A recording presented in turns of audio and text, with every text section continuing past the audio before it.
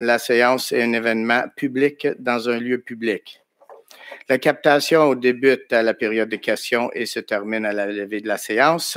La politique 31 encadre cette captation. Cette politique est disponible sur notre site Internet. J'aimerais par la même occasion rappeler les personnes présentes que la séance du conseil est le principal lieu d'exercice de la démocratie. Cette démocratie doit être exercée librement et respectueusement. Tout propos diffamatoire ou manifestement infondé porte atteinte à la réputation ou à l'image d'un élu ou d'un membre du personnel, ne sera toléré et pourra entraîner des conséquences. Donc, the English version is before the official opening of council meeting. I would like to inform you that from now on, town council meeting, well, not from now on, they have been for a while, are being filmed. As you can see, there are 2 cameras installed, one behind me and one in front of me. The objective allow those who cannot assist in person to view live via YouTube. If you do not wish to be filmed, the 2 rows at the extremity of the hall are out of camera shot. Everyone speaking at the microphone, whether elected officials or citizens, will be filmed. Let's remind everyone that council sessions are a public event in a public place. Video streaming starts at question period and ends when council meeting is completed. La politique 31, the policy 31 provides the guidelines for the streaming. This policy is available on our website. I would also like to remind people present tonight that the council session is the main place to exercise democracy. This democracy has to be exercised freely and respectfully. Any defamatory comments or obviously unfounded accusations likely to damage reputation or the image of an elected official or a staff member will not be tolerated and could lead to consequences. Donc, c'est fait. Bonsoir et bienvenue à la séance du mois de décembre. Ce n'est pas la dernière séance de l'année. Je vous rappelle que la semaine prochaine, le 18 décembre, c'est la séance extraordinaire pour l'adoption du budget pour 2019. Donc, juste un rappel pour ceux qui ne sont pas au courant. On va prendre un moment de silence, s'il vous plaît.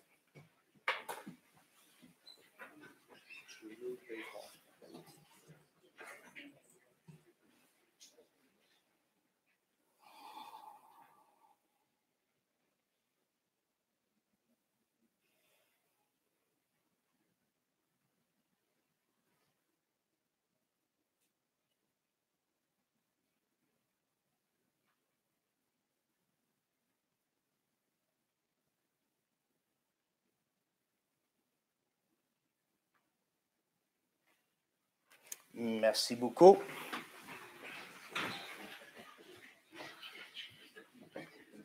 Donc,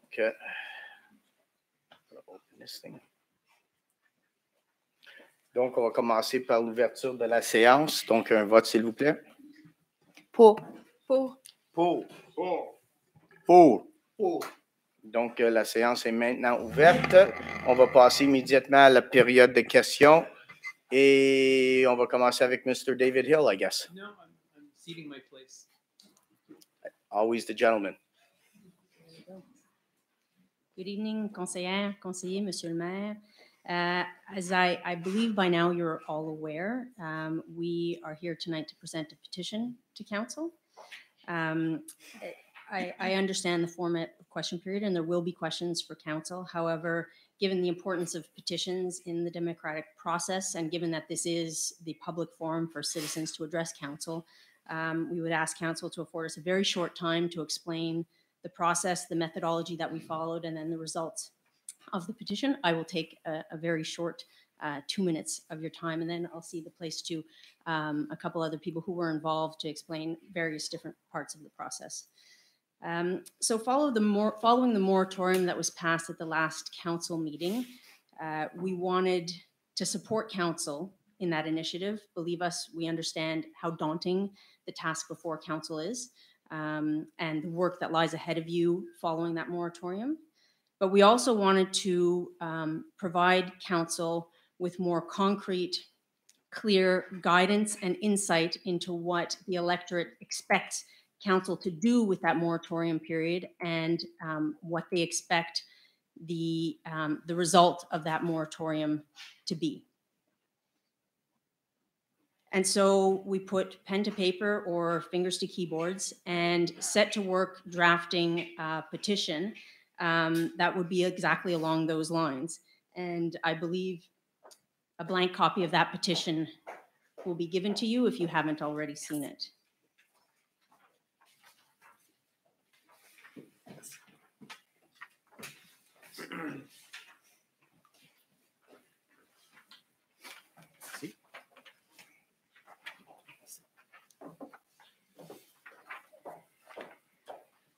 So as you'll see, there are no surprises here. We drew very much on all of the issues that have been brought before council over the last several months on this issue, whether it be conservation, green spaces, wildlife corridors, preservation of the quality and quantity of water and of our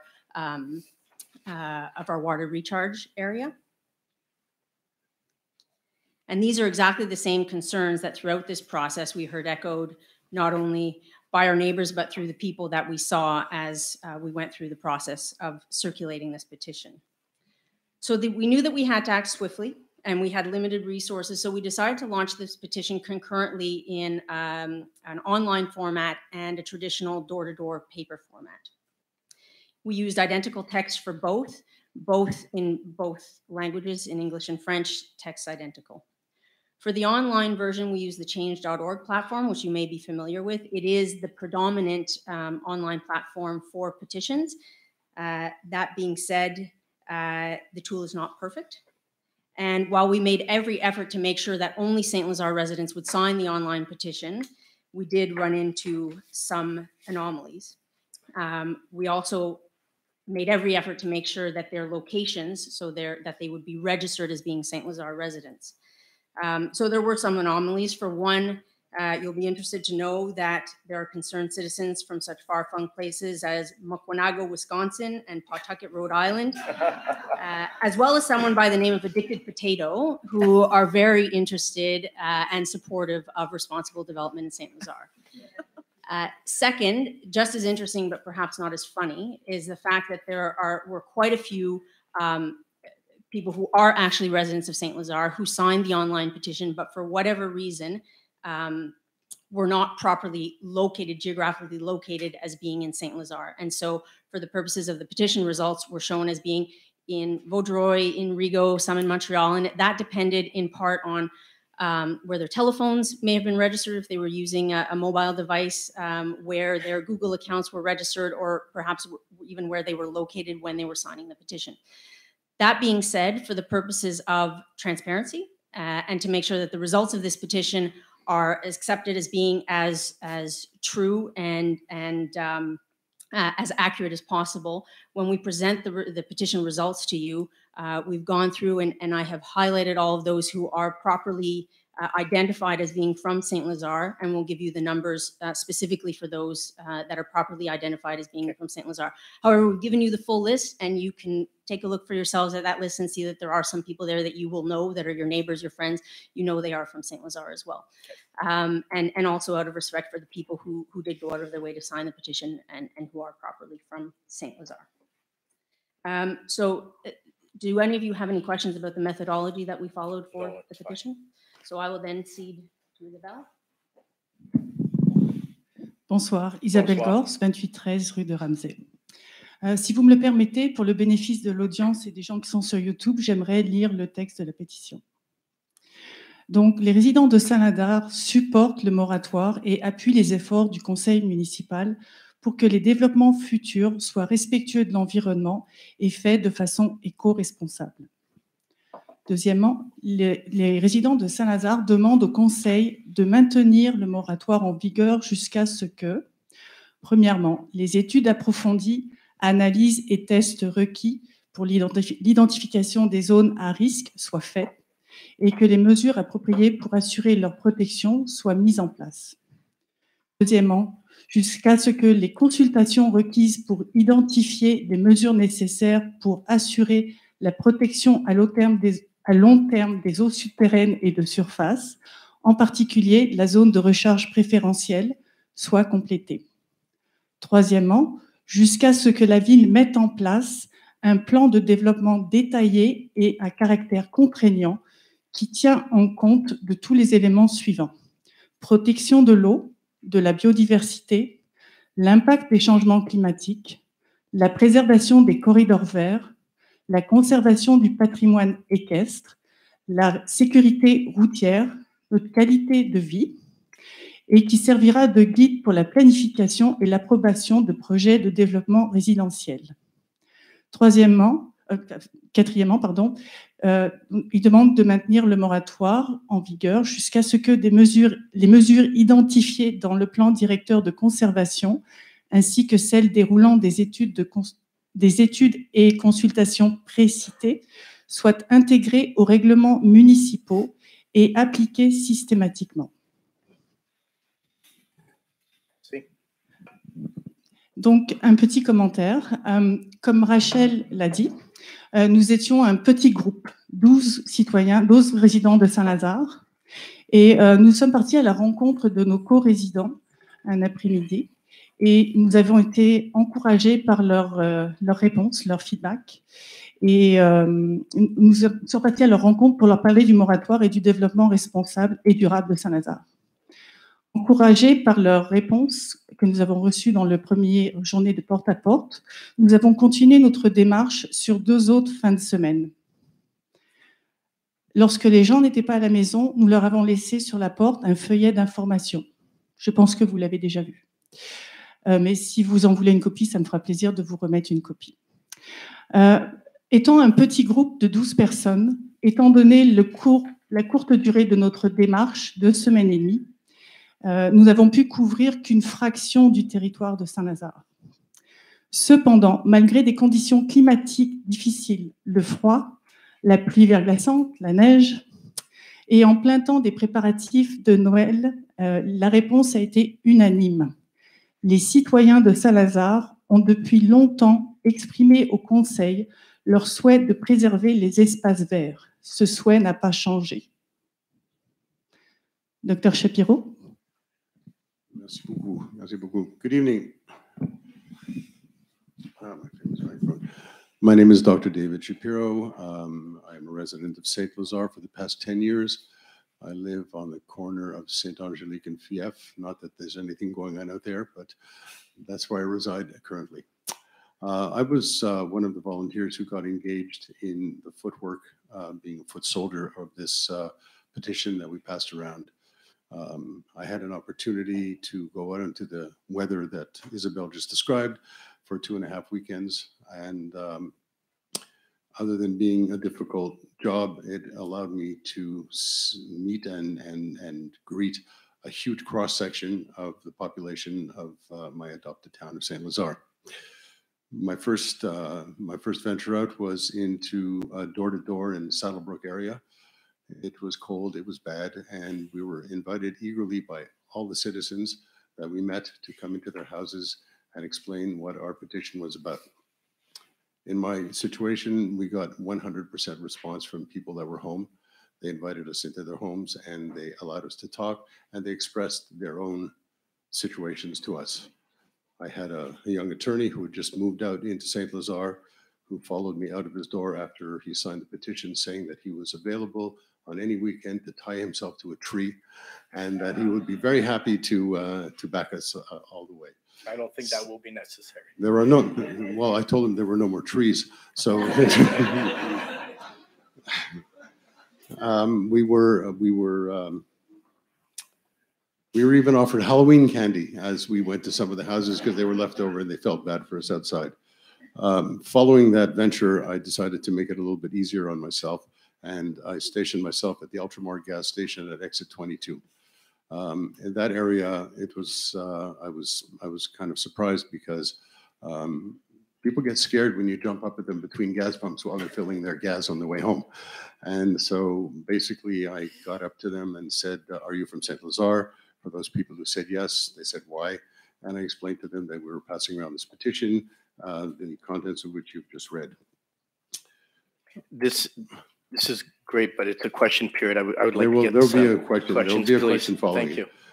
Essentially, I was eventually threatened by somebody calling the police from the inside of the store and where the subway is, because the kids thought I was selling stuff, and you're not allowed to sell stuff there. So I told them I was not selling, and I was in fact passing the petition around. I gave them a copy. 20 minutes, all 5 of them came outside, offered me a cup of hot chocolate, and they all signed the petition, and they read it, and they were encouraged by it. So basically, I was engaged in holding people's pumps and giving them back their credit cards when they forgot them at the pump, and everybody got to sign the petition to the tune of, I would say 90-odd%. The people who were not from Saint-Lazare were actually disappointed that they did not get a chance to support our efforts out here. They were from Vaudreuil, they were from St. Clet, St. Marthe, all over the place. Very quickly, a little girl came up to me and asked if she could have a group of petitions to bring to her school, because they were just taught about environmental studies and green spaces, and she thought that her class of 12-year-olds would be very happy to sign this petition. So this is a little bit about your citizens and their concerns. Several people I ran into had said that they came to Saint-Lazare and were promised by City Hall and their real estate agents that there would be no building behind their houses. They were on dead-end streets, they were on circles, and within a year and a half, they saw trees coming down. They called their real estate agents, who told them, yeah, well, it's kind of changed because they passed a new law, but now you can cash in on it if you'd like to buy the property. These people were disappointed, they were upset and concerned the fact that they had planted their future in a community that was changing very rapidly before them. I'm getting there. At the IGA, there were mothers with children. They dropped their shopping bags, they dropped their children, and they picked up the petition to sign it. They took it to the cars so their husbands could sign it. They called up their family, they took petitions from me, brought it home, and returned them to me at our last meeting that we had with the water specialist company. So essentially, all the reaction was the same. They're concerned that the area is growing too quickly, that there's too much traffic, there are too many houses being built, there's too much stuff going on without them being consulted. Many of them expressed a very sad sentiment that, in fact, why are you bothering doing this? Because they are going to do what they want to do anyhow. So there was a certain powerlessness that I read in some of the people here. And to sum this up very quickly, I'm going to read a statement. We did well out there. We received 98% approval from residents we encountered and who have lived here from between 3 and 30 years. They have told us adamantly that their #1 concern is rapid growth of development resulting in the loss of green spaces, forests, wetlands, and water that they cherish and they wish to protect. It's the prime reason why they moved here, and they are angry at the pace of projects going on in the last 5 years, and it's happening without any public notice or input from in the form of public communication. Perception is that we are becoming an extension of the West Island and losing our unique identity as a forested country community with an equestrian appeal. The question is, may I sit down now?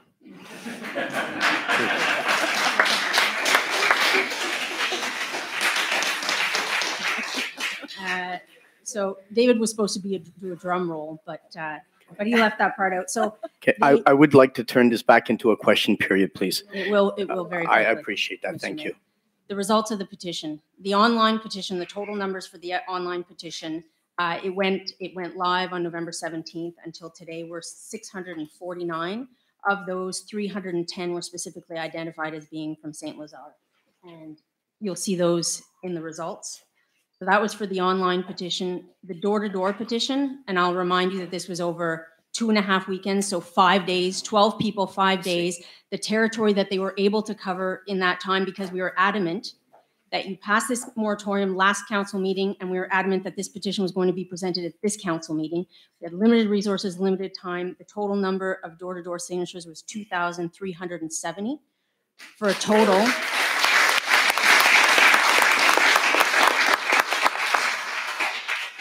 total of 2,680 signatures specifically from Saint-Lazare. Like I said, it's more than that because there are some that are on the online petition that are not properly represented. Just to put that into context, based on the 2016 census results, that represents over 18% of the Saint-Lazare electorate. That's better than a municipal election.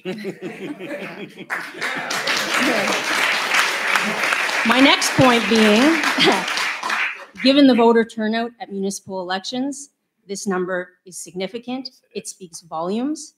And our question to council is, in light of this petition, given that you've passed this moratorium, what are you now doing to address the concerns that have been put to you and have been confirmed by your electorate? That's a loaded question. Well, I don't have any questions. Obviously, we're going to take this petition very seriously. I think you know that we are taking it seriously. In fact, there's several members of council that are at the last council meeting when we adopted the moratorium. I made a statement saying that I would have preferred seeing a moratorium on the whole city, not just one sector. I've got support of various council members for that. So we're going to look at different possibilities. What we're doing is we're going to look ahead. The work that needs to be done cannot be done overnight, obviously, and will not be done in the month of December. I can guarantee you that. So we have discussed it again. We were discussing the moratorium today during our caucus, and what we intend to do is in January. One of the first things we're going to do in January when we sit down is to discuss this. This is going to be first and foremost in our discussions in January. We have a lot of big. We have some very big files and some very big issues to deal with in Saint-Lazare, including Cheline Valley. We're in talks with the Ministry of Public Security all the time. I mean, that's one big file. We have some huge files to look at, and this one as well will be a priority because we don't want this to go on forever, obviously.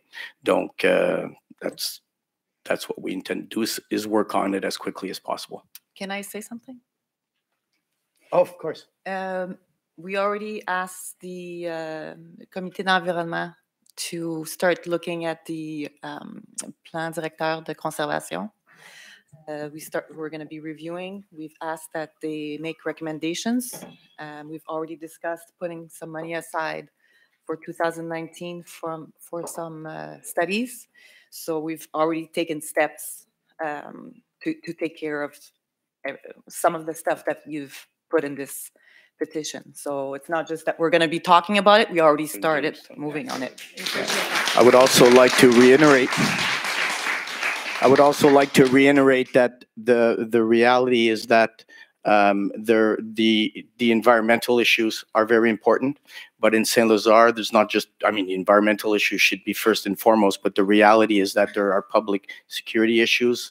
There's La 340, Cité des Jeunes, which is an issue. The train is an issue, the water supply, et cetera, et cetera. So we have a lot of things to look at when it comes to development, and these things will be looked at for sure. And again, I hope that in the near future we will be addressing the whole city.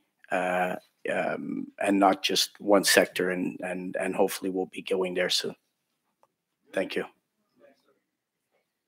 Hi, my name is Patricia Novus. I live on Chemin de Fief.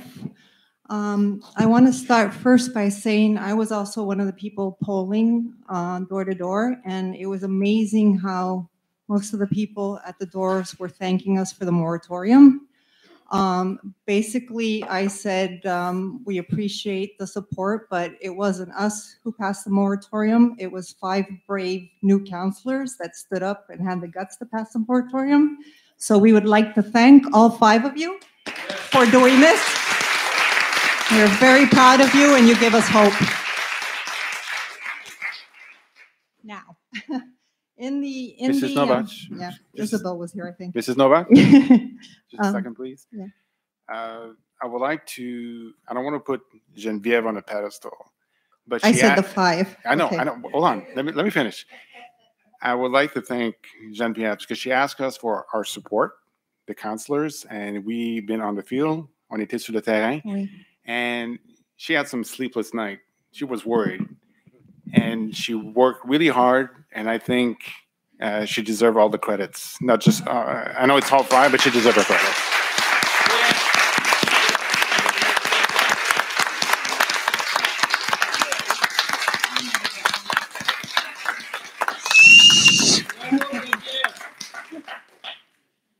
I'm going to just address one of the worries is the water supply, and there's a lot of worries about the water supply and how it's going to be protected. The situation has gone beyond Chemin de Fief. It started with Chemin de Fief with people having water issues and some people having to redig wells on Monte Saint-Angélique, half of the houses. So that's what started this whole thing, but it's evolved from that. As we read studies like PACES, as we read studies like Liberero, we found out that we're in a very high valued conservation area with rare species. We're also, which I didn't know, basically one of the major virgin recharge areas for Saint-Lazare is from St. Charles to the 201. And the pumping stations and the 9 wells that serve the station on Saint-Angélique that gives 80% of their water to the citizens is reaching maximum capacity.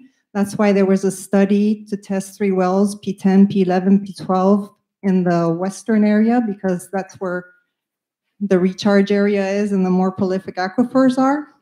And I just want to stress that this is an area, we're worried about it, and this is an area that has to be protected because, as a town communique said in 2017, when it was talking about doing the test studies for 3 new wells, that the town of Saint-Lazare wishes to clarify that it is exploring the last possible site capable of meeting the population's demand for water. Therefore, the area between the west end of Saint-Lazare, it is very important and imperial that we protect it because it's our last available source of water to contend with the densification and exploding population of the areas. We were shown a techno-REM study that was supposed to assuage our worries, but the study really was a pumping study for the 3 wells that only covered a tiny fraction of a flow of the recharge area going to the wells, minimal, minuscule part of the whole recharge area. It also had its faults. It didn't, usually when you do a hydrology study, most of the time you let the wells pump until you reach a leveling of the water table. And in this case, they didn't because it was just a 60-day test, so it wasn't really sufficient. Another problem with it is a lot of the statistics used for the impact of Pilon's development on that specific recharge area that feeds those wells was based on a surface area of 7,430 meters squared that they said was, that only 1,000 meters squared of it would be cleared, which in fact, it didn't take into consideration the 10% of the lots too that can be cleared for equestrian purposes. So there's a fault in the numbers. I was wondering why they used that number because when I look at his lot sizes, most of them are about 2 acres, but none of them really that small. And then I remembered the MRC saying that the minimum lot size possible in the AE area, but they can be larger, was 7,430 meters squared for a development with a communal barn. So then that sent a red flag to me saying, wow, Techno-REM used a statistic that's not applicable and they used the smallest clearing area possible. So I'm wondering, the study should be better done and more encompassing of the reality of the situation. Another thing, it also in the Techno-REM, even though in the presentation they say it wouldn't affect private wells, on page 8 it says that the impact could be significant on private wells. What worries us about that is we have private wells, but there's also commerce involved in our area. There's 9 big commercial barns with 35 plus stalls. So that could potentially affect them drastically. And that's why it's important to do further studies. There's no long-term forecasting. In the report on PACES, they said that 41% of the water of the whole Vaudreuil-Soulanges area comes from the domes of Saint-Lazare and Hudson. In the study, they were talking about the pumping of the wells, showing that it would be sufficient and accommodate the growth in Saint-Lazare, but it didn't, from what we saw and what was written in the report, it didn't calculate the growth of Vaudreuil either, considering that they use 41% of the water comes from our area. So there it's incomplete. We need a further, more in-depth study. It also didn't mention any commercial use of water.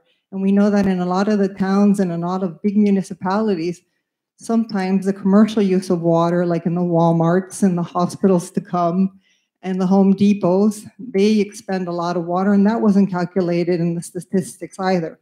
So we're saying that a pumpage, a study to determine the pumping capacity of wells should not be extrapolated with the intention of calming us down to make us think that it protects the whole recharge area, which was not studied.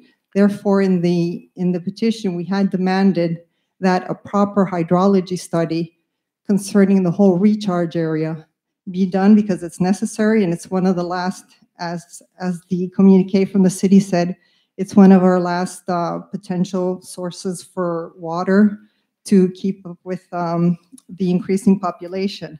And lastly, just with the Technorem study, we were told that it wasn't a problem with our wells, that the Pilon development wouldn't affect our wells, yet on page 19, I'll read it, it's in French. I'm sorry about my accent, but it just comes to say that more studies need to be studied, especially with how this is going to affect the private wells in the area in the northern part of Saint-Lazare and the West End. It says, c'est dans ce contexte que Technorem recommande à la ville d'exiger aux promoteurs, and we're talking about Pilon and AEOO2, de réaliser une expertise hydrogéologique visant à évaluer la capacité de la nappe à fournir l'eau pour chacune des résidences du futur projet domiciliaire.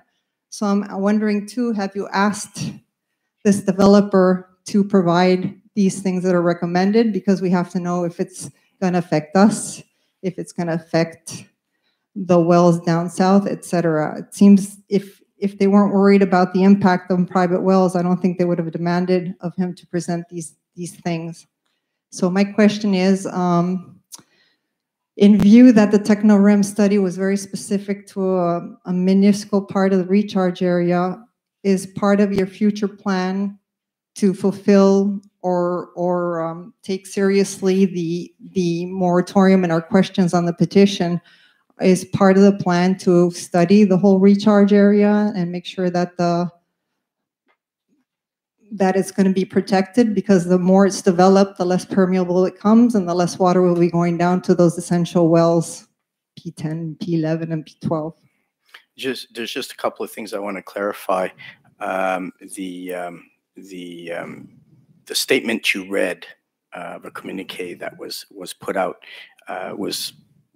Well, you were at the meeting when with the people. Well, you said it was a mistake, but no, that's your word. I said it was very badly written. The reality is that I don't think it's the last place that water is available in Saint-Lazare. I think that was very clear. So the it's actual not very statement, clear. It was written. I mean, we're taking your word over what was a communique, official communique by the city. It was badly translated, but the reality is I doubt very much that it's the last place in Saint-Lazare water is available. You were at the presentation with the people from Technorem. Yes. You heard the reports on water availability. You also were explained that there's we keep a very close eye on the water situation in Saint-Lazare. I think he said we're one of 3 or 4 or 5 municipalities in the whole province that actually works as hard as we do to keep an eye on the water. Mm-hmm. The water is probably one of our most important resources, and we do take the water very seriously. I don't want you to think that we don't. In fact, you were at the presentation. I think people who left that presentation realized that we do take our water very seriously. The other thing is the presentation wasn't there to calm anybody down. The reality is that we were asked by the residents to provide a copy of the report, and they wanted to speak to the professionals who put all this together. So the council agreed. But it's a to very have little report. It doesn't this- cover the whole recharge area. So it's not really a valid report for our concerns as a whole. No, I just want to address the statement you made. The reality is we were asked to make sure that the report could be transmitted to the population, and the council decided to do so by having these people, by having this public information session and presenting all the information. So it's just a question of transmitting the information. I think it's just part of transparency, and I just wanted to clarify that point. Now, as to what we're going to do in the future, as I said, when the petition was presented to us before, in January, we will sit down, the council will sit down and start looking at every aspect of this very seriously. So I Okay. can't answer that question right here, right now. Can I just say something But again? sure, you can. In 2019, we're doing une analyse de la vulnérabilité des eaux souterraines. So that's already been talked about, that we're going to be doing this analysis, if you recall, during the budget. So Okay, there will be an analysis done. excellent. And just, We've budgeted several. We've budgeted money for studies and so on and so forth. I mean, like I said, in January we're going to sit down and we're gonna get right to work. okay, because that recharge area is very precious. And one of the worst things PACES said you can do in a recharge area is drain it. And the highest concentration of wetlands are actually from St. Charles all the way to Poirier. And what worries me is right now that is zoned EQUES, which means lots can Il be 2 acre. faut pas oublier non plus que la zone de recharge, oui, elle est très importante, mais c'est pour la fourniture d'eau pour toute la ville. Oui. OK. Donc, Pour ça, c'est vraiment essentiel toute que la la ville. densité Donc, reste. Donc, l'importance de l'eau, c'est pour toute la ville, c'est pour les projets existants, les projets futurs, ce qui se passe dans l'Est, dans l'Ouest, dans le Sud, dans le Nord. Donc, We're agreeing with you. That's why this well, recharge that's it. area is precious, So, because it's not just yeah. pertaining to the fifth people, it's pertaining to all the Saint-Lazare citizens, because the there you the will get no, hydraulic you will get no unit in argument. Saint Angelique is at capacity. You will get no argument out of me there. Okay. That is for Thank you very everybody. much, Thank sir. you very much.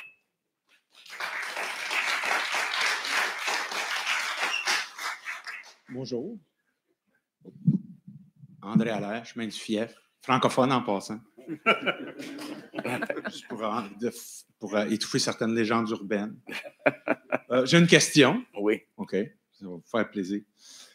Un petit peu longue peut-être, mais quand on considère les enjeux de la disponibilité de l'eau à long terme, la protection de la zone de recharge, les zones à haute valeur de conservation, des boisés à Saint-Lazare, puis aussi des zones humides qui sont très importantes, certaines espèces aussi assez rares de plantes et d'animaux, etc. Ma question est, pourquoi la Ville ne met pas à jour le plan d'urbanisme puis le plan de développement à long terme?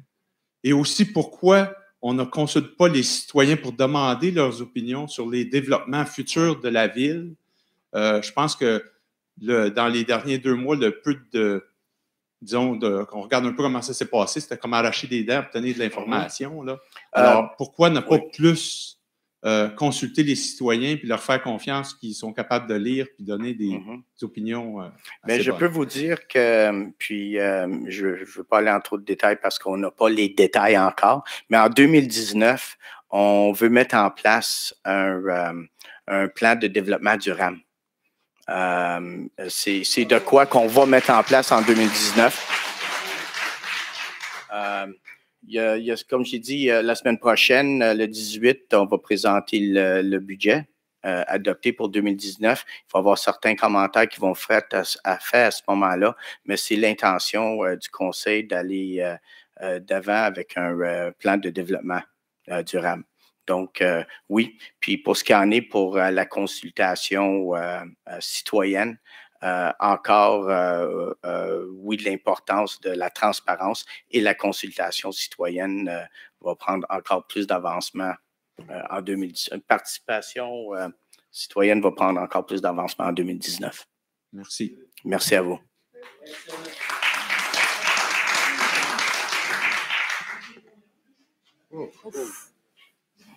Watch the foot, Mr. Meats. Yeah, it hurts. Enough to make me cry at night. Anyway, my name's Richard Meads. Plato once said, a man is no more hated than he who tells the truth. Okay? I defy anybody to find anything of a lie in our blog or anything I post on Community Connections. Right? And by the way, I also hear the rumor around City Hall is that I'm crazy. Oh yeah, wait, I get this from people who are in council, okay? It's a way of putting me down. I'll take a psychological test, an intelligence test, anytime, anywhere, and I'll put my mind up against anybody. Anyway, that's beside the point. 5 months ago, I handed in a little questionnaire in response to a little flyer I passed out in Charlene Valley regarding telephone hydropole movements and certificates of location. I was basically accused of spreading propaganda, misinformation, and lies. All right? That hurt. That's not the first time I've been bullied. I got a letter on my birthday about 1.5 years ago from Transport Canada for having flown a drone over City Hall and taken a picture. And I don't own a drone. But nobody seemed to took the time to call me to ask me, and they would have gotten the facts that I don't own a drone. I'm not going to rat whoever did it out, but that flight took about 1 minute. No more dangerous than flying a kite. Anyway, should I hand in why have I not received an answer to those 7 pages I handed in? They were fairly explanatory, so, you know. They were an expansion of what I had handed out. There was a question underneath. If this is not correct, please put down what is correct. Never heard anything. It's just gone. Why? You don't know. That's nice. Okay, well, we'll let that one go. And to just maybe respond to the statement about the drone, Mr. Meads, you posted that. Yes, I did. Okay, so Yeah. Unfortunately, when such a thing is posted, you need to take responsibility. And yes, the finger was pointed at you. Yeah, and a telephone call would have sufficed, and I would have said, no, I didn't. I don't own a drone. I asked to have somebody take it. But I don't believe it was the City Hall that irritated the city here. It was the picture of the sewage lagoons and their proximity to the new development that probably irritated everybody. And I think you remember the picture I handed in quite a while ago about that would be a proper sign as opposed to you dump snow there. That's misleading. Okay. Anyway, yes, I read in your local journal that this slide zone fix is postponed for another year. Won't be done until the winter of 2019-2020. Am I correct? We don't have an exact date. We have ongoing meetings with the Ministry of Public Security, but we don't have an exact date. There are a lot of factors that we need to, again, iron out, especially getting the different ministries of the province of Quebec to agree to all work together. Been dragging on for a long time now. Absolutely.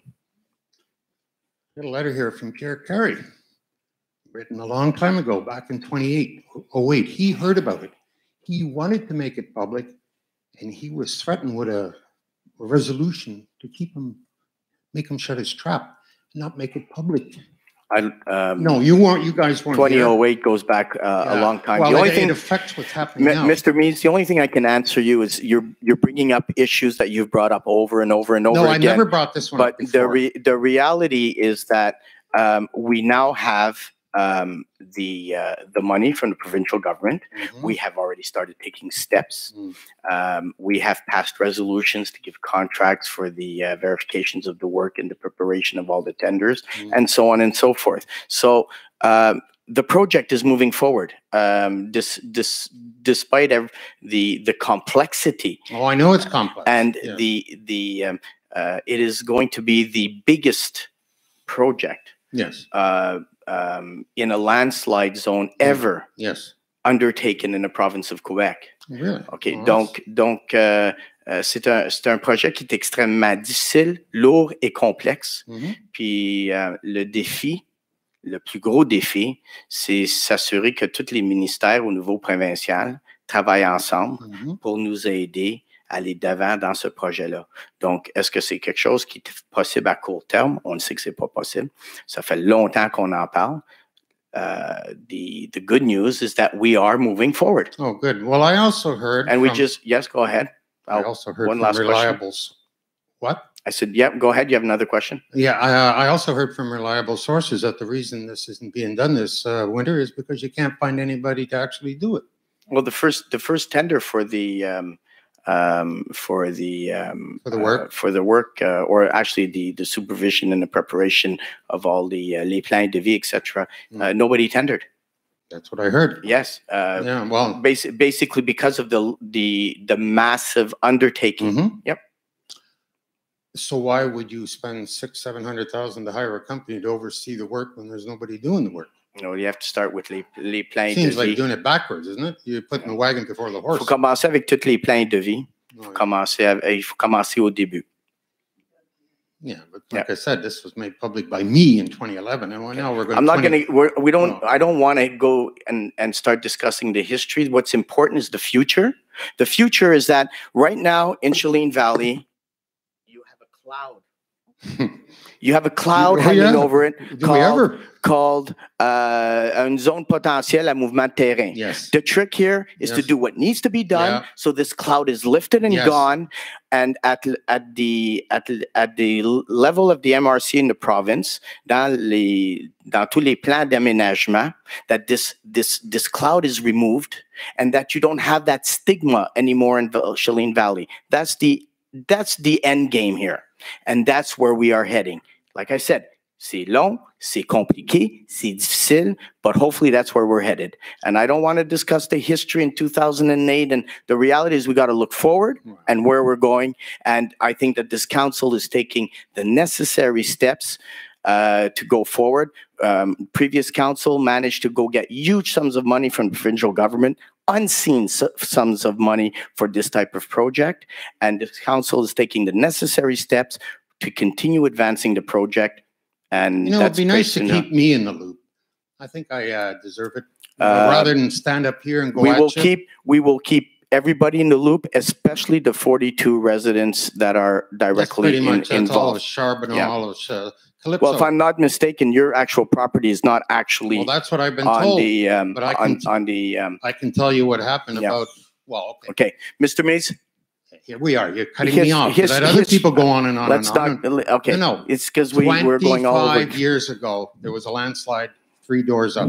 They brought in an excavator, and the weight of the excavator triggered another landslide, and he ended up down in the ravine. Fortunately, the machine didn't turn over. That's why we are taking the necessary steps to resolve this problem once and for all. All right. Thanks. Thank you.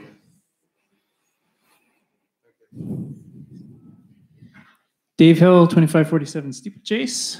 So I want to start by applauding council, because I'm very encouraged to hear that there are several envelopes designated towards sustainable proceeding forward. I think that's a great thing.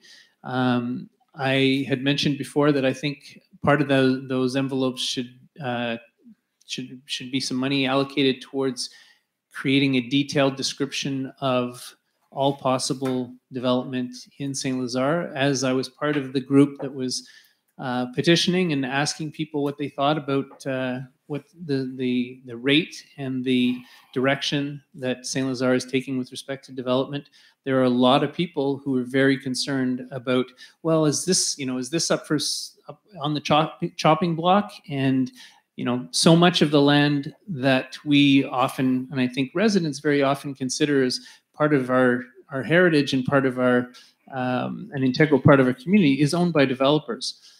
So I have several questions. My first question is there still an envelope to create that detailed plan or map that will show residents easily, proactively, that this is what is on the chopping block and this is where things could go? Because I think that will save, this effort, which was a Herculean effort, and hats off to everybody who did so much, myself probably the least of that group, but it shouldn't be like that. It should be that when someone moves to Saint-Lazare, they look, they go, oh, look, this land beside me is owned by a developer and the town has no problem with them developing it. So that's my first question. Is there an actual envelope for a 5, 10, 15, 20-year plan that shows what Saint-Lazare will look like in 20 years from now? An actual envelope for that? The answer is no, not for that. You had told me last council there was a line item to allocate. There is a line item for a sustainable development plan. And at that point, again, I'm not sure of the process yet. We're nowhere near that. But I'm hoping that that will be part of the process in 2019, 2020. I'm hoping that will be part of the process. An actual line for that, no. But for a sustainable development plan, we intend, as I mentioned before, we're going to be working on that in 2019. And hopefully that idea, which is, I agree, would be monumental to have. Hopefully that'll be part of the process. It's what residents want, and quite frankly, it's what they need. Yep. Because there's so many people who move here, and sadly, I spoke to a lot of people who said, you know, I've lived here for 25 years, and when I saw where things are going, I got the hell out of here. And that breaks my heart. You know, it shouldn't be like that. We should have protection, and we should be able to see where things are going. On that note, I know we have a responsibility to the PMAD to increase our population by 3,300 by 2026, I believe. And when you look at some of the developments that are proposed, we're going to far exceed that. So my question is, you know, if I hear that there's 1,500 doors on Cité des Jeunes that are, you know, potential, that would bring us way beyond our requirement to meet our obligation to the PMAD. So my question is, you know, is council planning to take us to that and stop, or they're like, hey, let's just blow the cat off this thing and just go as far as we can? Well, as you know, when we worked for, you were there when I was working for 2 years with the CMM and the MRC to put the compliance program together. And you know very well that we managed to get what we call a Saint-Lazare clause to avoid the densification in the west part of the community. One of the reasons that it would be good to have a type of moratorium on the whole town and not just one sector is in fact to address this problem, to address the whole issue of densification as well. Yes, we have obligations to the PMAD, and until some politician way above us tells us put an X on that, obviously we can't. But we can put certain things in place to control the development. Can you assure residents that once we meet our obligation, we're going to stop there? Again, because it's a huge thing. When I tell people, you know, we're going to increase by 3,300 by 2026, I'm like, oh my God, there's already too much traffic. There's already too much of a draw on our water source. There's already loss of green space. Mr. Hill, like, yeah, I agree with you. One of the biggest issues in the east part of the town is the 340. Okay. And it will remain an issue until le MTQ prend des décisions concrètes. I won't hold my breath. The reality is it's us that has to do something. Right. Okay. And so we are in agreement. So my question is, do you have an intention to meet our obligation and say, okay, we've done what we said we would do, let's stop? Personally, yeah, that would be great. Politically, I don't know the legal ramifications of that. Okay. So again, I really can't answer that question. It's a huge issue, and it's huge. You know, it's a very loaded question, Mr. Hill. Well, it's one that you need to address. Absolutely. Well, that's why we need first and foremost in the residents' minds. Well, I agree with you, and that's why it's very important. You know, you talk about Cité des Jeunes. It's a Pandora's box. That whole area. This has been eyed as the commercial runway between Vaudreuil and Saint-Polycamp. C'est l'artère commerciale du futur de Vaudreuil-Soulanges. That's the way it has been described. Okay. Do we need to look at that sector extremely seriously and make some serious development decisions? Absolutely. And this is one of the reasons, again, that, and I don't want to reiterate again the same discussion we had last month, but it's not a moratorium just in the west part of the town that we require. It's a moratorium in the whole damn city, so we can look at these issues. Cité des Jeunes is a security issue, so on and so forth. Anyway, no, I'm not. I'm ranting. I'm going to stop. I'm not pro-development in Cité des Jeunes. I'm not actually pro-development anywhere. No, we know that. We're up to me. If I were sitting in your chair, it would be done. We'd be finished. Yeah. Well, it's a little bit more complex than that, as you know very well. Yeah, but there. Est-ce qu'il y avait une autre question, Monsieur Hill? I have a few.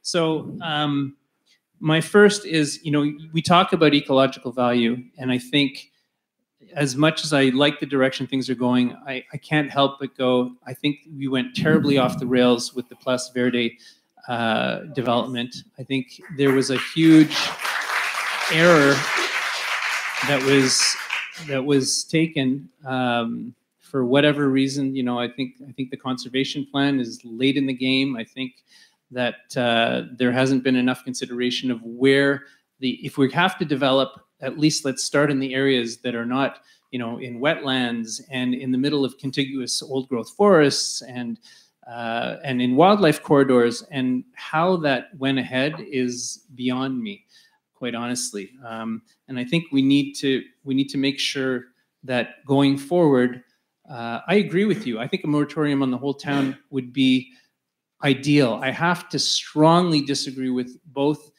yourself and Madame Tremblay for going against the moratorium, because it doesn't make any sense to vote against something that's good because there might be something better coming down the road. It doesn't make any sense. I'm sorry, Mr. Mayor, with all due respect, it's like if we end some part of segregation and then say, oh yeah, but we didn't get all the way. Well, you start somewhere. You take what you can and then you move. Nothing is preventing you from making it better. But I think as a precedent, I think it's a sad precedent. I think in the future, you should be both held to higher account, quite honestly. And I would hope that in the future going forward, that when we have an opportunity to make a decision that moves our city in a positive direction, that you will support it and go, you know what, this could be better. Let's get this on board. Let's get on board with this and let's make it better. But I think you're very much aware, and we gotta be careful of where Saint-Lazare was and where it is. We know very well that, and you were there during the whole process, Dave. We know very well that when it comes to conservation, our conservation plan, whether it's perfect or not, is not the point. Is more restrictive than the actual regulations at le ministère de l'Environnement. We are already more demanding and more restrictive. And if we can do better, God bless. We're not, because our conservation plan is not a part of our bylaws. Yes, but the developers that have been working in our area do abide by it. And yes, one of the goals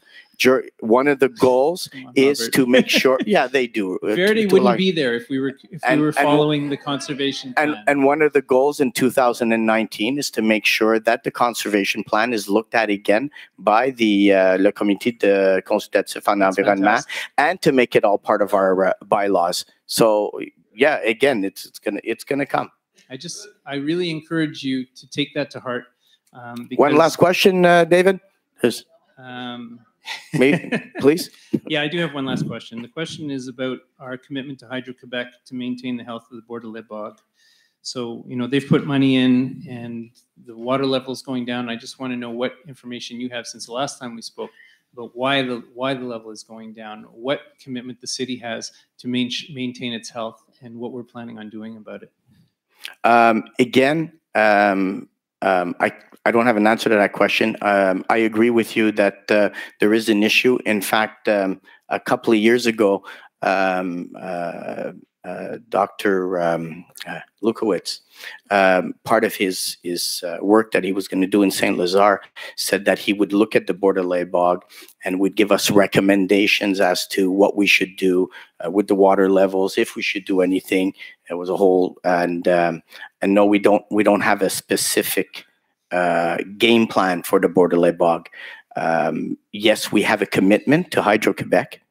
A lot of money was given to us for that conservation area. In return, the town had an obligation to keep it alive. Are we going to meet our obligation? Well, we should, because or else it's going to cost us $150,000 if we don't. So yes, I think it's very important to keep that obligation. And again, to answer the question the way you posed at the beginning of your question period, is there an actual line in the budget that says this is to protect the Bordelais bog? The answer is no. Hopefully we will address it. Again, council will make those decisions in 2019. But yes, I hope personally, because I was there in the heyday when we were all there, I would hope that we will take efforts to protect the Bordelais bog in 2019. I look forward to seeing the sustainability plan, and I hope that you will really look at that conservation plan that we already have that is full of great it's a great, and, just the fact that it's, zero trade-off for wetlands and so on and so forth. These are very important factors. Yeah. Agreed. Okay. Thank you.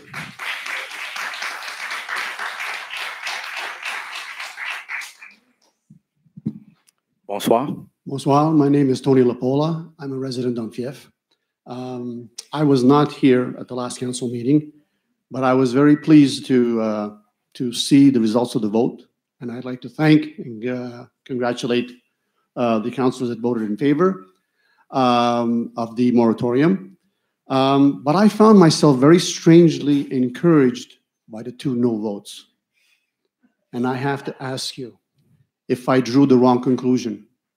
Because when I read the no vote, and in the minutes, by the way, they only recorded yes or no. Your explanations, preamble, they're not there. They will not be remembered next week, 5 years from now. You both made it very, very clear that you voted no because you found the motion too wide open in terms of time and too limited in terms of the area that it covered. That is correct. Am I correct, Madame Tremblay? Both of you. Now, the other 5 councillors, they put their name on the line. They took a stand. They voted yes. Anyone who reads the yes vote understands they're in favor. Fine. You're no, you're against. But your preamble encouraged me. You were not against the vote. You were saying that it was just not enough. So now my question to both of you, very clearly, is if you felt that strong that you were in favor of a much larger area, all of Saint-Lazare moratorium, there's nothing on the agenda indicating any kind of that motion on this agenda tonight. No. Is it in the near future? Do you want to go first, or you want me to go first, Madame Tremblay? You're correct. I did express my concerns that a moratorium needs to be done properly. I felt it was targeted to a small area. I felt there were many issues that were left out. I had voiced my concerns to my fellow, my colleagues on council, and on a few occasions. And after the moratorium, so yes, you interpreted well my position. After the moratorium was still, I knew it was going to be voted in. It was clear. I knew it was going to be voted in, but it was important for me to send the clear message to do things properly. And I didn't feel they were done properly in the sense that we were not covering enough. Mainly, that was my main concern. I feel I sit on the security committee. We have issues in security issues in different areas. There are many issues. I enumerated them. I won't go over it again. Since then, I'm very happy to say that many of my colleagues feel that it is very important that we open the door to a broader scale moratorium, and the discussions will, as was mentioned earlier, will continue into the new year. And the idea behind it is to act promptly. So is a motion for a broader moratorium in the works? That is what I said. So one of my colleagues mentioned it a few minutes ago, that the discussions will, right after the holidays, we plan on talking about it again. I am absolutely in favor for a broader scale moratorium. Absolutely, as I said before. Well, that one's already accepted. That goes without saying. Mr. Mayor, I'm gonna save some time, and I'll save you your explanation, because I think she said it just fine. Well, mine is simple. It's black and white. The reality is that any moratorium, whether it's ours or any other municipality or etc., has a timeline and has a target. And the target should be every aspect of development in Saint-Lazare. And the reality is that we've had this discussion, the council, okay? We've had it. I won't speak for the other councillors. We've had this discussion, and I hope that very soon in the new year, there will be a motion to extend the moratorium. My last question is even more specific. What kind of procedure is required to have that motion put on the agenda? Council has to make that decision. Council meaning unanimous? Well, just one person? No, council unanimously has to decide to put it on the agenda, and then the real decisions are taken here. The reality is that we can bring anything to the table, but if it is not approved here, it doesn't mean anything. So the reality is that council will discuss it and decide when and how it will be brought to the table. Mr. Lapola, we've known each other for but that's irrelevant. A very long time, okay? You asked a question earlier, why I would position myself the way I did. The reality is, when we vote here, I made a point that night of voting. I don't have to vote. I think the municipal laws, bylaws are very, very clear. I didn't have to position myself that night. I could have let this just run its course and walk away and say I'm sitting on the fence. Okay? The reality is I had no intention on doing that. Exactly. Because I feel very strongly about the position that I took. You showed leadership. That's what I concluded. Okay? And that's why I needed to hear it again very, very clearly, that you are planning to make a motion, which will be presented at council like others, and it will be voted on, and then it will be on paper. See, that's the thing. It's on paper, because the last vote, your explanations are not on paper. Well, that's fine. That's why this is this is a heartless job, Mr. Lapola. No, it does you a disservice. It does Madame Tremblay a disservice. It does everyone a disservice, because what you intended is not what's on paper. But it's okay. But I know as long as I know what I intended. I'm going to walk away from this microphone. Thank you, sir. Thinking that there will be a motion no later than probably the second council meeting in the new year. Am I correct in assuming that? I do not have my crystal ball with me tonight. I left it at home. Le conseil va prendre les décisions nécessaires, Monsieur Lapola. Well, I'm just going to eyeball each and every one. Do you see this happening in the next couple of council meetings? I'm going to speak first. Yes, please. We've discussed it today, and I'm not ready to commit to a full moratorium until I have more information on the what we're trying to accomplish, on the repercussions of a moratorium if we do it over the whole city. I don't think we're well informed yet on all the aspects of a full moratorium. The moratorium that we would put on the rest of the town has nothing to do with what we did in the West. So absolutely. Council could have passed 2 moratoriums last month.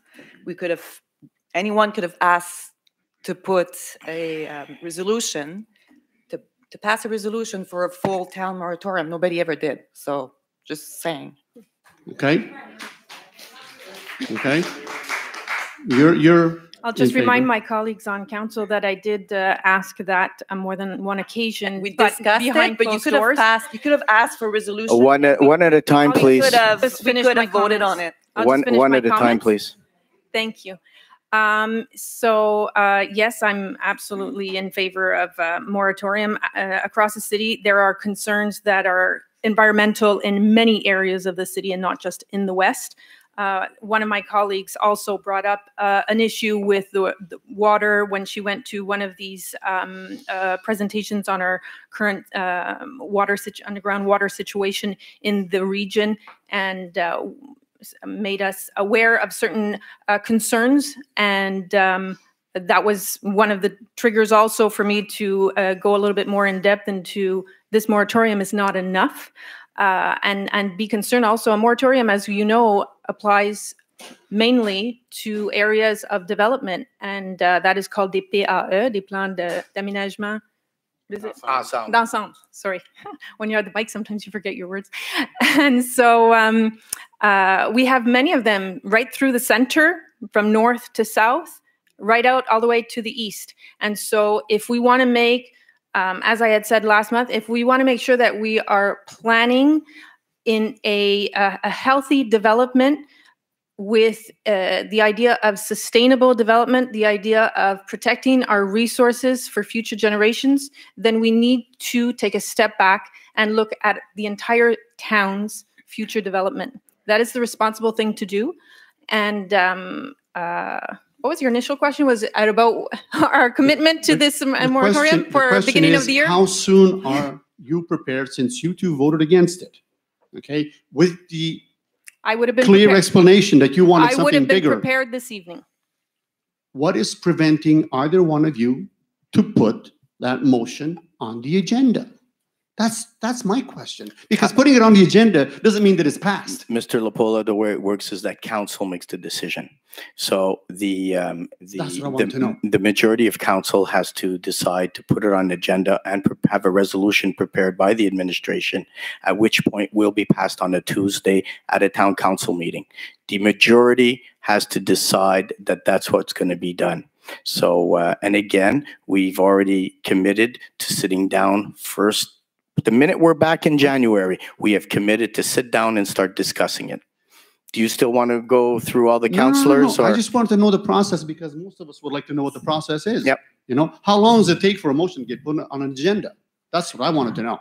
It would be actually 101 municipal politics would be a great evening to have with all the. Yeah. Excuse me, Madame Rosa. I read something earlier about respect. I have been respecting everybody. Your comment is out of line, Madame Roson. Please keep those words to yourself. Thank you. Sorry, Mr. Lapola, for the interruption. I think you have your answers. Okay. I will attend the next couple very, very. Look forward to seeing you, sir.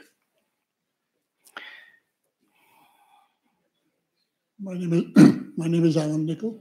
Mr. Nichols. I have a couple of questions and information. Following Madame Noves, she said that one of the weaknesses of the Thermo-REM report, Thermo-REM used... Techno-REM. Techno-REM. They used the number of 325 litres per day per person. The Quebec Water Management have a number which is 400 litres per person per day. That's a difference. That's a weakness in the Thermo-REM report. I don't have the actual report. There's a report that's presented to council once a year. No, the one that was discussed on last week. There's a report that's presented to council once a year that shows. J'aimerais avoir du silence dans la salle, s'il vous plaît, pendant qu'on répond aux questions, puis aussi pour les gens qui posent les questions. Merci. Une fois par année, l'administration nous présente avec des statistiques la quantité d'eau qui est utilisée par résident dans la ville de Saint-Lazare. Not sure if those are the numbers you're referring to or not. No, I'm referring to the numbers in the Thermo-REM report, Techno-REM report, and that was 325. Quebec government says it's 400. Okay, well, I don't. Yeah, well, I don't know the. I don't know what the government or the Ministry of Environment is producing as information. I don't have that information, but I'd be more than happy to look at it. Ouais, c'est une très bonne question pour l'administration. Another question is raise the issue about Saint-Lazare the question that Madam Novus the Saint-Lazare wishes to clarify is exploring the last possible site capable of eating. I think okay. That's the same thing in French. I read it. Yeah. I read it. Yeah. Again, I answered this question. I made the statement at the presentation. I'll make it again. C'est mal libellé, c'est sûr.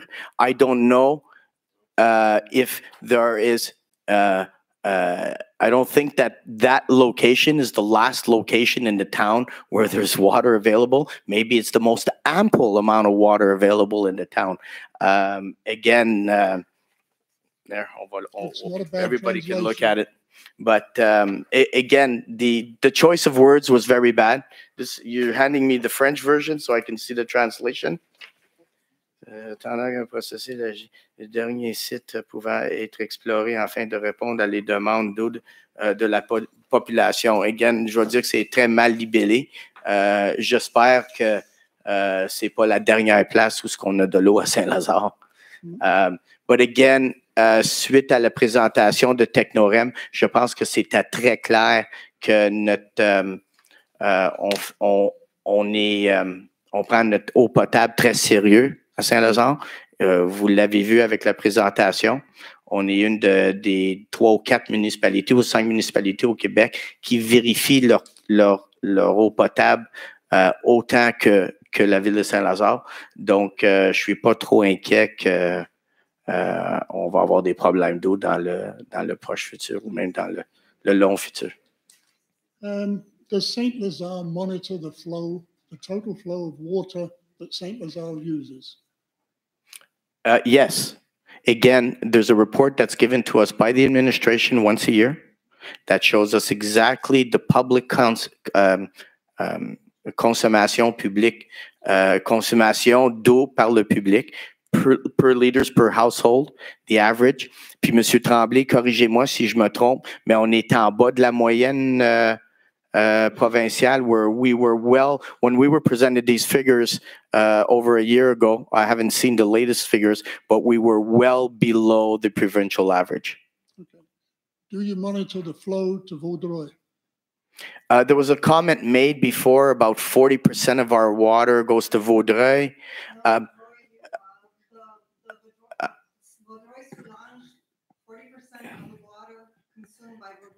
Yeah, I'm not sure where that statistic comes from, because yeah, that's fine, but anyway, the statistic I have, and I'm going to verify, because that worries me, that 40% of the water comes from a well in Saint-Lazare.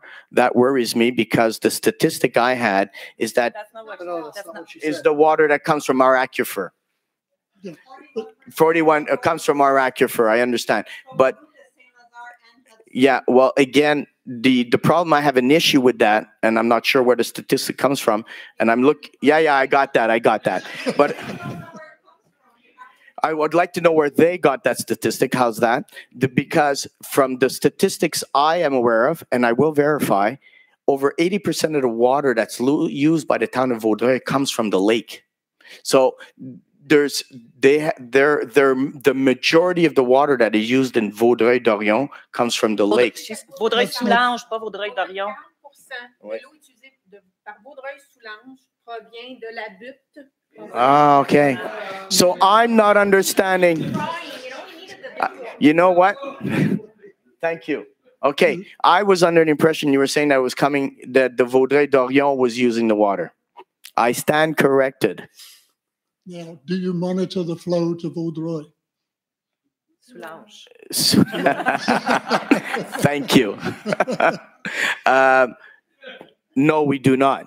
Not that I know of. Then how does this study have any relevance if you know what the flow is coming in and used by Saint-Lazare, but you don't know the flow that's going to Vaudreuil? During the presentation of Technorem, I don't know if you recall, but at one point the technician, Monsieur Lauzon, that was here, was saying that the flow of water that we use is extremely well controlled in the sense that once we've exploited we have 14 working wells in Saint-Lazare. So one well gets used and then it starts to, the aquifer below that well starts to lack in water or start to be used. So they stop that one and they start to exploit another one. And there's a continuous balance so that we are continuously renewing the different aquifers and none of them are ever used to their possible limit. So I think he had explained the process during the report. We can control that. We know the levels of our aquifers. We verify them continuously. Again, the statement was made at that point where we are one of the few communities that keep such an eye on our aquifer. So why can't you monitor the flow of eau de rose? I'm not sure if we can. But it's a good question. And it's something we can look into for sure. But I don't know if that's possible, how, but could look into it. Okay. You know, it's like the St. Clet. We have wells in our territory that belong to St. Clet. We don't ask them for the results of their intake, their flow. But it could be something that can be done. When you've got 3 consumers, then we should know what each one is pulling out. You know what? You might be right. Yep. I think we are, because this is the only place in that report I've read or saw anything about sustainability. It mentioned 5 years. Now, I may have missed it, but we should be thinking of 25 or 50 years for sustainability, not 5 years. I'm not sure. We should make a study about that for sure.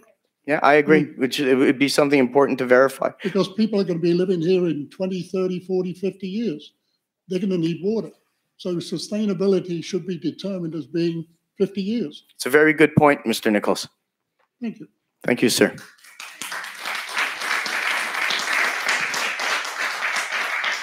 What he was referring to is what I had said earlier, that one of the faults of the Techno-REM study is that they didn't take into account the water consumption of other municipalities that source our aquifers. I got that. Another thing that worries me is the system is very good in Saint-Lazare, where if one aquifer of one well that is sourcing is going low, they can go to another well. What worries us, because no studies were done monitoring the private wells in the area, what happens if the new wells drain ours and we don't have the option of resourcing another well for an aquifer? We're just stuck with our wells. We're going to have to dig deeper. So that's a worry, and that's why we need more studies. My other question, I still do not understand why you voted against the moratorium in the East End, because if you look at the East and the West, if you look at the East and the West, the problems in the West are immediate in the sense that if the notice that was taken out that it's one of our last resources, it's debatable or not of water, it should be very protected and affects all of Saint-Lazare. The issues in the West End are protection of the recharge area and protection of the biodiversity and the very, very high conservation value of the West End, because we have the biggest conglomeration of old wood forests and wildlife corridors. The MRC even has us as a main wildlife corridor over there. The issues in the East are traffic, densification, schools. It's more infrastructure. They're completely different. So if you do a moratorium, in my mind, logically, especially because the different issues and the different studies for ecological issues and water issues versus infrastructure issues take different studies and different timelines. If you do really want a moratorium to protect East End, it should be done separately. Because God forbid there's an argument or a fight or a referendum in the East End of a, say, revolt, because there's a lot of developers there and people in construction and they want development to go on. I'm just saying the worst case scenario. If they win or there's a moratorium or a referendum and it's flipped backwards, then ours is impacted on it, and our situation has nothing to do with the other. So if you do a moratorium, I beg you and I ask, and logically, you should have 2 moratoriums, one for the West, which has completely different issues, then one for the East, which has completely different issues and timelines. Are you for that idea? Does that make sense to you? Of doing 2 separate moratoriums, because the issues are completely different. I would, first of all, how it's going to come to play, I don't know yet. Again, the council will have to position themselves on how it's going to come to play in the future. Where I do disagree with you is if I look at the forest in Cheline Valley, which is east of and all the forests, not just in Cheline Valley, but the surrounding area, some very old growth forests there as well. East, just west. But what are the major? No, let me just finish answering the question. Sorry. There are other areas just east of Cité des Jeunes, opposite the Gulf, which is a very forested and beautiful sector as well. So I'm a The plan of conservation should cover all of that if it's put in the bylaws and make it a non-issue. No arguments there, but the reality is you're saying that that environment is less important than this environment. No, I didn't say it's less important. I said the West End, I did not say that. Do not put words in my mouth.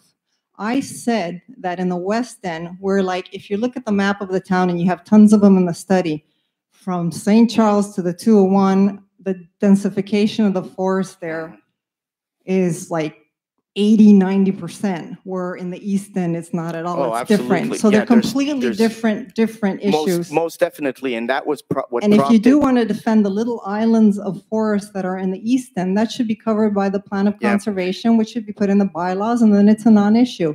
And you can focus on the infrastructure and the main issues of traffic that affect the East End. Okay, I still, you started by saying that the level of importance or priority. No. At the last council meeting, I think you were here when two promoters got up and wanted us to make some decisions regarding the east that was for development of commercial things, and you stopped it by delaying the permits. So I'm just saying that there are important things that need to be dealt with. I know, but they're different. We don't have commercial permits that we want in the West End. That's what I'm saying. They're completely different. So if you do a moratorium, it should be kept separate, because we don't want issues that people revolt against that might come up in the East Side to affect our moratorium and remove it. Okay. Well, because we are the main recharge area of Saint-Lazare for water. The wells that furbish 80% of the water in Saint-Lazare that come from the St. Angelique Center are at maximum capacity. Technorem said it. That's why you're sourcing water in our area. So it's beneficial to all of Saint-Lazare to protect the recharge area. Again, different issue from the West. Again, how this is going to come to play when we sit down and discuss it, I don't know. Your suggestion and recommendation will be taken into account. Well, I hope you consider to keep it separate because it's very important. Thank you. Last thing. I agree with you. You guys passed. Sunhill had asked for a decrease in the speed limit in Harwood-Alstonville, and you did it. I think one of the important streets that has been overlooked that could really benefit from bringing the speed limit down to 50 is Monte-Poirier, especially because it goes through a conservation area. There's three trails from La Pinière going through it. So we have skidoos going through there. We have ATVs going through there. We have skiers and we have horses. In fact, when we started, when we were looking into bringing down the speed limit in different parts of Saint-Lazare, Poirier was part of that verification.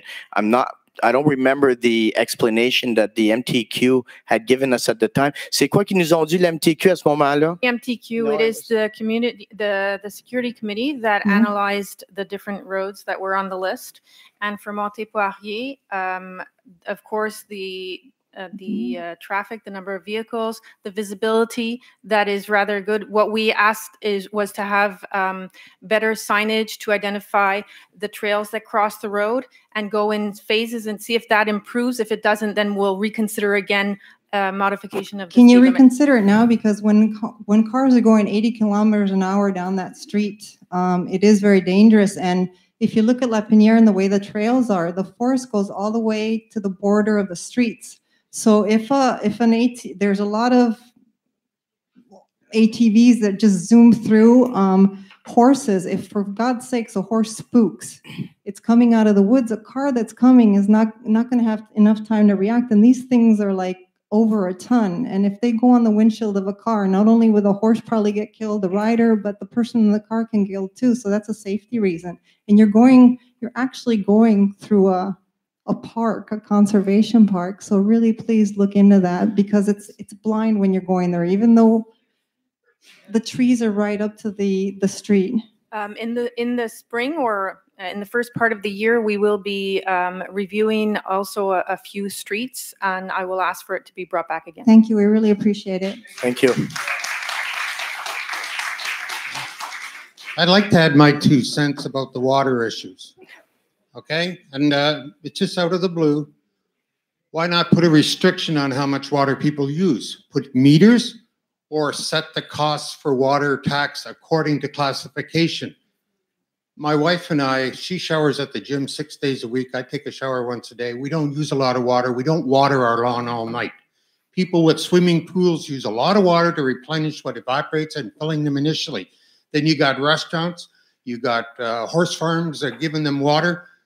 Charge people according to what they use, and they're going to make sure they don't use as much, and you won't have to worry about how much water is coming out of the ground because it's unrestricted use right now. Excellent recommendation, Mr. Meads. Water meters are a wonderful idea. Yeah. Or classification, because the water meter the would logistics, unfortunately, the logistics of putting this into place and the budget required is enormous. But going to each house putting a water meter in would be difficult, but charge according to classification.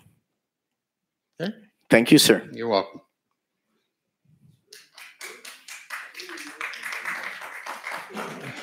Hello, Mr. Mayor. I'm Bruce Waters. This a couple of details to start off. Is Technoram going to receive any follow-on contracts based on the approval of the wells? Are they getting more contracts, basically? Well, like any other firm that works for the town, we go out to tender for contracts. I'm not sure what your question is, Mr. Waters. I think you appointed us last year or the year before as a conflict of interest. We're responsible for this, la deontologie. Basically, if a firm gives a recommendation but benefits from that recommendation by getting follow-on contracts, that's a bias.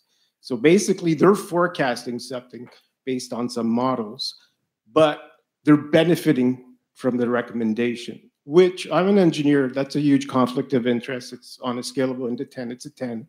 I mean, so they should not benefit from their opinion. That they should be disallowed from future contracts, okay? So anyways, I know conflicts of interest. I don't think that Technoram would benefit from their opinions. I'm not sure where you're going with this. If they recommend to build the wells, right, and they make recommendations, and then by building the wells, they get future contracts, it's a conflict of interest. If you don't see it, please take the course, okay, buddy? Monsieur Tom, I take the course. Take a little respect, please. Monsieur Tremblay, je suis pas sûr je comprends bien la question, mais est-ce qu'il y a un potentiel de conflit d'intérêts? C'est l'opinion de monsieur. Do you have a follow-up question, Mr. Waters? Oh, yeah, I got a lot of questions. Okay, so in their recommendation or their paper, right, they say that some wells might have significant impact on them, right? So, right? If I could read the article if you want, but basically they say that, right? So who's going to pay for those wells if they do go dry? Who's paying for that? Are you referring to people's private wells? Correct.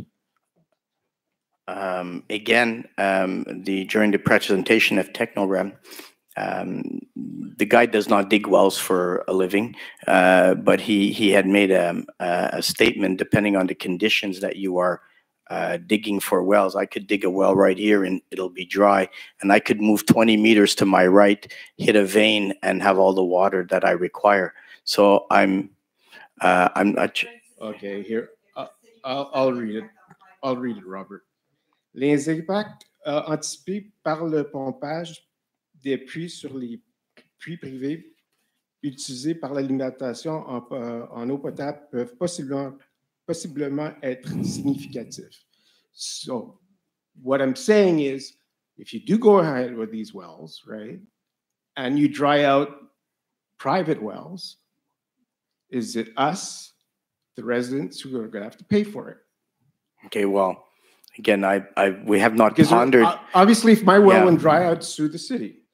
Okay, right? well, we haven't pondered that question. Well, please ponder these things. Well, we haven't pondered that question, and if it comes up, I'm sure we will deal with it. Okay. So now you led FIEF, and with Pamela, you led the vote for a yes to open the roads for FIEF. The council in I think correct. I think you understand. You said you were the leader, right? No, Mr. Waters, I think you understand very well how council functions. Council makes a decision. Council votes. Okay. I do not let tell. me restate my question. I do not tell anybody were how to you vote. for FIEF opening the roads? Were you for it? Because Pamela was for it. She stood up and said it. Now, were you? You said you already said you were for it. Yes. Just yeah. At the time. Okay. All right. At the time when the information that was presented to us, yes, we were in favor. Right. So you were for Place Verde, right? Yes. Okay. Well, again, with the information that is provided to us, we take decisions, sir. So now, have you seen the light? Are you changing your mind? What happened? Are you asking me my personal environmental?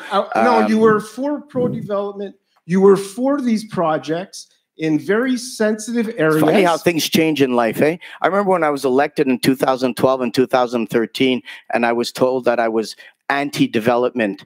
All of a sudden, I've been villainized as pro-development. Seriously? I don't think I'm pro or anti anything. I believe in sustainable development, and I don't think that you should be asking me my personal opinion on development. I'm just judging you by your votes, okay? By your, okay? You didn't even do an étude de caractérisation for FIEF, right? So, and you voted for it, or you were for it, correct? So now, have you just seen the light? I'm just trying to understand, right? Have things changed? I mean, you were for it, and all of a sudden you're against. I mean, what are you? I'm not for or against anything. I always take the town's interest as a priority before.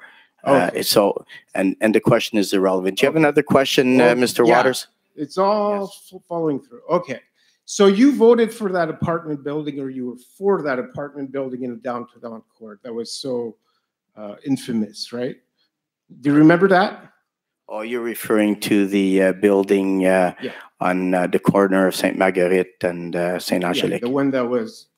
It hasn't been built. There was a petition. Yeah. So why isn't it being built?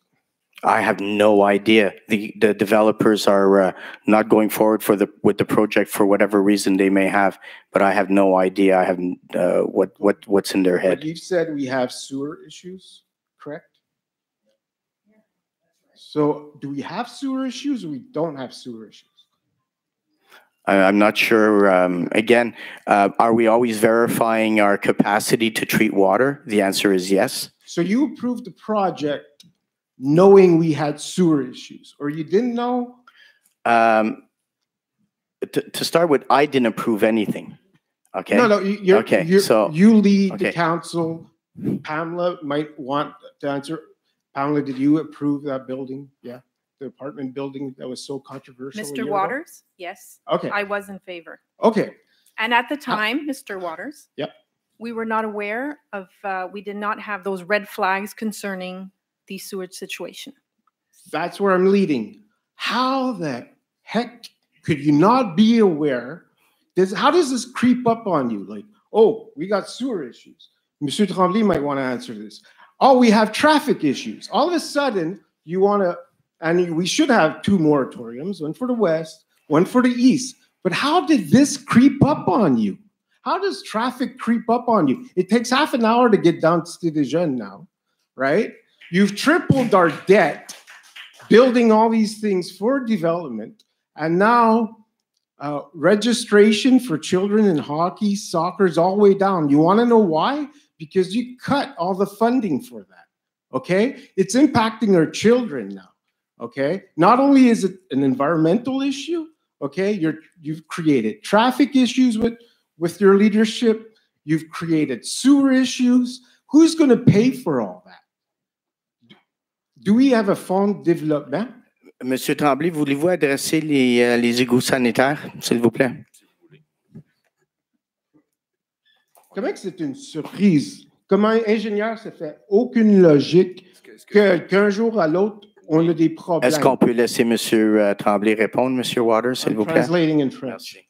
Ce qui est arrivé, c'est qu'il y avait un projet dans la partie haute. Oui. Est-ce que vous m'entendez mieux? Il y a eu un projet de déposer dans la partie haute de Saint-Lazare, Saint-Angélique. Approchez encore un peu. C'est mieux comme ça? Merci beaucoup.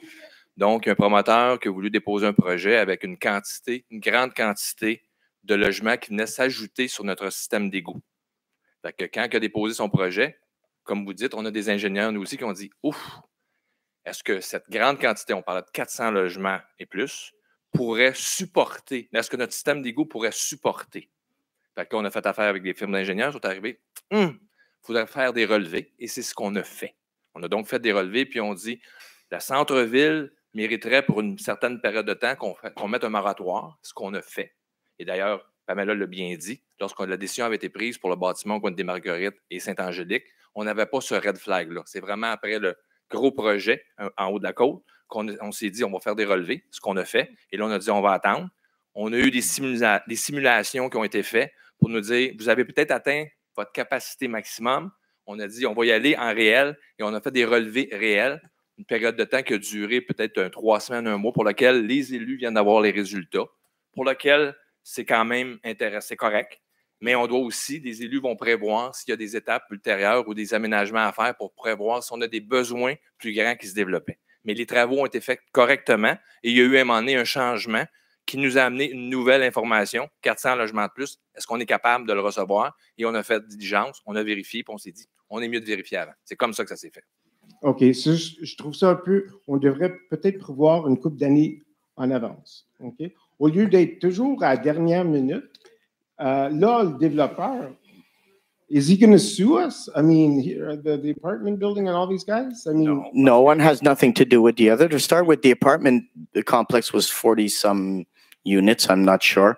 Will that have a great impact on our sewage system? The answer is no.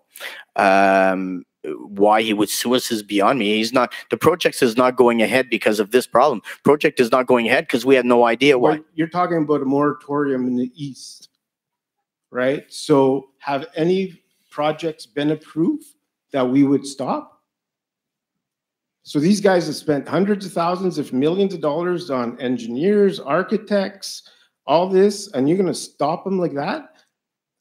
Are they going to sue us? I'm just saying you accepted all these, you approved all these projects. Hang on, I think Mr. Tremblay has something to add here. Justement, pour éviter ça, c'est ce que j'ai fait. Les gens m'ont contacté. Compte tenu que nos élus viennent d'arriver, ils ont une année, j'ai dit aux gens de l'Est, parce qu'il y a effectivement plusieurs projets.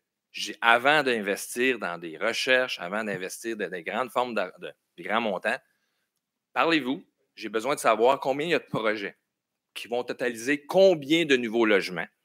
C'est ça, c'est ce qui devrait se faire après les fêtes. Et avant même qu'on commence à parler oui, no go, je vais présenter ça aux élus en leur disant il y a 6 projets qui vont totaliser 40, 400, 250. J'ai aucune idée pour l'instant. Et les élus prendront les décisions en fonction de ça. Parce qu'à ce moment-là, ce qu'on dit aux développeurs, c'est attendez. Pour l'instant, les élus ont besoin d'avoir une vue d'ensemble des projets dans l'Est. Et c'est ça qui se passe actuellement. Mr. Waters, last month, 2 developers got up at the mic and wanted us to position ourselves on projects. And we made it clear that we cannot take any decisions until we have all the details. So nothing has really changed here. I'm just concerned that the planning, we really plan short term, and it puts the town in jeopardy. And we also, do we have a fund development? Do the developers contribute? Because they're benefiting. I mean, if you take Fief, right, or let's say a hypothetical 34 lot area with 100,000 square feet, the guy bought it for nothing, right? And it's worth now approximately, what, $7 million if you have 34 lots at 200 grand a pop at least. So the guy went from worth nothing, 115,000 to about $7 million. Are you asking me to comment on other people's speculation? No, I'm asking you a fond développement. Do you know what a fond développement is? Yes, I do, yes. And Okay, then do we have Vancouver has one, Toronto has them. So you don't in-debt the town. Mm-hmm. And right now, we've already tripled our debt, and it's going skyrocketing right now. And you'll be cutting services in the future, and we need development now to pay for the town hall and to pay for the $2 million parking lot that we bought besides IGA. You got to start thinking ahead. Thank you, Mr. Waters. Do you want to know the parking lot? Do you remember that one? Okay. Thank you, Mr. Waters. All right. So is there a fund development? That's my question. No, we do not have one here in Okay. So when traffic goes up, it's going to be the residents who are going to have to pay for the roundabouts. The developers, you said we have in quantité industrielle, your words, right? We'll start having them participate. They're benefiting millions of dollars off of residents' backs. Plus, they want to develop here because it's cheap, because the residents pay for it. So if you start having them participating in the development like roundabouts, maybe you won't have everybody coming here wanting to develop left and right. It'll slow down development, and at the same time, we'll resolve traffic issues. All these sewage issues is going to cost us millions of dollars again. So I don't know where our debt's going to go, and that's a question for next week. So I'll save some of it. Can I answer something? Can I say something? Mr. Waters, your comment is a very valid comment. A fond de développement might be exactly one of the type of elements that we will put into our regulations during a moratorium. There are many elements that need to be considered, and that may very well be one of them for responsible development in the future. There you go. That's one. You know, there are many topics that are going to need to be addressed, and this council is willing and ready to do so. Okay. Thank you.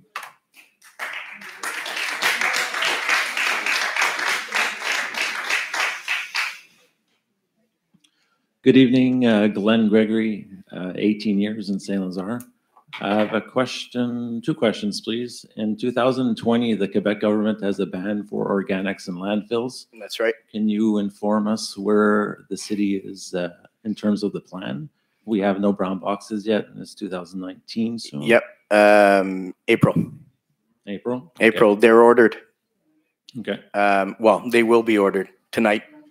We're passing a resolution tonight. Okay. And in April, our composting project takes off. Okay. In 2015, the MRC purchased a piece of equipment for $300,000. They were going to do a pilot project. I would say that it was in the end, that piece of machinery cost a heck of a lot more than $350,000, by the way. That is for sure, exactly. Has this pilot project started? Are we anywhere close to testing this equipment? And actually, because Mr. Grunwald said we'd do a one-year test, and then we would evaluate how this equipment worked, and then if we would purchase more equipment to be able to treat our organics in our MRC. Do you want my political answer or my personal answer first? No, I'll actually continue my question. Okay, is that go ahead. This company that we purchased the equipment for has filed for bankruptcy twice now. So obviously it's not an option to buy equipment from them anymore. So is there a plan B in the works? Are we going to treat our own organics, or is it going to be subcontracted to somebody else? Okay, so at the moment, all organic wastes that we will be putting in our brown bins will be going to Lachute. Okay, that's the original plan for now. And there's a static composting site there, and that's where the composting will go. Okay. When you're referring to this infamous machine that was purchased by the MRC, Is the idea good? Absolutely. Was the technology that the MRC bought reliable? That's a very good question. The reality is that a decision was made by the MRC, by the majority of mayors that sit around that table at the time. It looked like a good idea at the time. When the machine got here, we encountered some serious problems. One, it never came with the technician they promised. It never came with the appropriate CSA approved labels and standards. We couldn't even use the relay or junction boxes. A lot of work had to be done. If you were, and in fact, I know you're interested in composting. If you're interested in January, I'd invite you to come and visit the site with me. I know of your interest in composting, and I'd like to show it to you. I have that right to bring somebody with me to show them that operation. I think you would find that very, very interesting. The one in Lachute you're talking about? No, the infamous machine that's sitting in Saint-Justin-de-Newton. Well, I propose that I preside over le PGML, le plan de gestion de matières résiduelles at the MRC. And I've already proposed to the MRC is they need to start having public visits of this infamous machine, because it is now operational. It only took 3 years, but it is now operational. And what if the company is not there anymore? How are we going to buy more equipment? You want to know something? Whether the company is there or not, it's irrelevant. That machine is no longer, there's no semblance of what we bought and what is now in place. It has been completely modified. I give a huge amount of credit to Mr. Grunwald. When Mr. Herbach at the time was charged with going and find this technology and bringing it back here, the technology is wonderful. I mean, taking waste and turning it into fertilizer pellets that you can give to your citizens is wonderful. The idea and the technology is amazing. Is it that particular machine that we should have bought? That's really the question. So the long and the short of the answer is it functioning? The answer is yes. Do we have challenges to make it function better? The answer is yes. There are some tests that are going on right now, in fact. Okay. So that machine processes, if I understand, 1 ton per day. So when we are organically going to be at 100%, we will be collecting 40 tons per day. So 40 times 3 is $12 million in equipment that we need to purchase from. Well, again, that's no. The answer to that question is no, because nobody needs to purchase anything. If you ask me my personal opinion, there are such machines available right here in North America. For sure. We don't need to go to Europe to buy it, okay? There are machines like that available. There is a huge composting project in the GTA, which is functioning well. A big portion of that material is processed through these machines that is producing fertilizer pellets. So I don't think we need to spend that kind of money. I guess the perfect to avoid des gaz à l'effet de serre, right? To avoid transporting stuff long distances. Ideally, the ultimate solution would be each municipality have one of these machines in place, and we treat our own organic waste. For sure, yes. That would be the ultimate. But we have we're to not there yet. understand too that the fertilizer that it's being produced is not organic matter. So if we apply this to our soils, the water will not be absorbed into it. So if we're talking about water issues and the water attainment, this water is still going to seep through our sand. It's not And one way or another, you cannot give away fertilizer if it doesn't meet certain federal specs. And at the MRC right now, there is a project with l'Université de Montréal where the whole process will be put into place so that the product can be tested and verified. Okay, thank you. Thank you, sir.